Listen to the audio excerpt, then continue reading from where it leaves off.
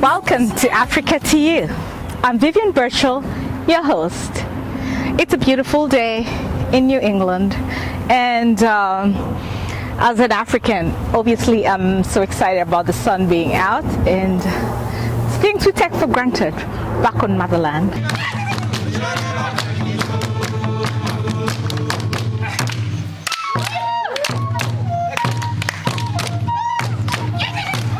Today's episode is an old Bachiga tale of Ruhondeeza, Mwene Busaasi.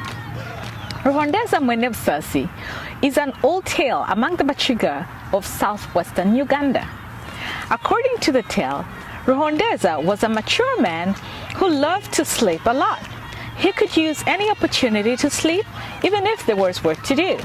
Ruhondeeza would look for a hidden place and sleep. One time, Ruhondeeza found a hidden place and slept just like he had done many times. However, nobody woke him up. The sun set, rose, and set again. The rains, Katumba, came and went. The dry season, Echanda, came and went. The grasshopper's season came and went, and so many moons, also known as months, passed, and Ruhondeeza still slept. At the place where he slept, the grass grew between his fingers and around him. Apparently, Ruhondeeza slept for 2 years. When he finally woke up, he could not see because sleepy seeds were so large that they had sealed off his entire eyes. In Ruchiga, sleepy seeds are called ebihonzi. His beard and hair had grown so long that his beard was touching his chest. The fingernails were too long. In short, Ruhondeeza looked like a wild animal. Remember, he could not see. Due to his absence, his wife had gotten inherited by another man, as was the culture among the Bachiga. If a man died, his immediate brother or whoever the family of the man chose would inherit the wife of the man who had passed on. So, Ruhondeeza's wife was inherited too.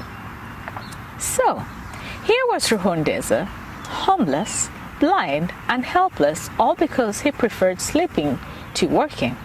It was from his name, Ruhondeeza, that the word Ruhondeeza, meaning to sleep soundly without the ability to know what is happening around you, was derived. When you Ruhondeeza, you can be carried off your bed, put in water, and you still would not wake up. A person who can Ruhondeeza sleeps soundly and for long hours, waking up normally to eat due to hunger and return to sleep. Ruhondeeza, however, had managed to survive in his sleep mode without food for many years. In science, this type of sleeping is called hibernation. People from many villages heard about a blind homeless man and how his life was full of pain, Busaasi. Many came to see for themselves, and behold, there he was, Ruhondeeza, looking and smelling like a wild beast. Stories about him spread far and wide among the Bachiga and beyond into Bufumbira and Ankole. The stories were about a man, Ruhondeeza, who was living a life of suffering, Busaasi, simply because he loved to sleep too much. People refer to him as Ruhondeeza Mwene Busaasi, which means Ruhondeeza was an offspring of suffering.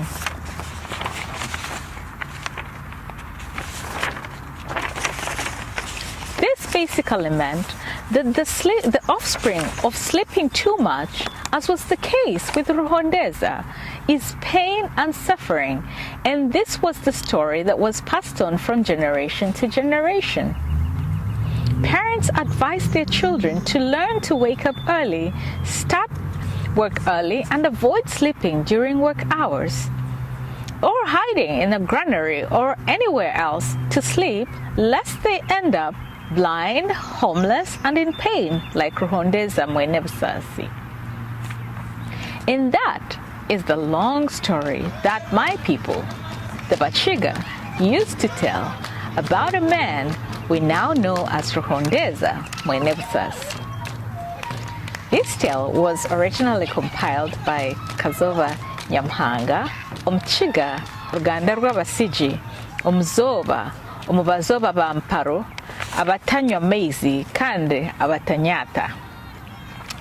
It was also edited and adapted by me, Vivian Bershaw, for this episode on ActonTV.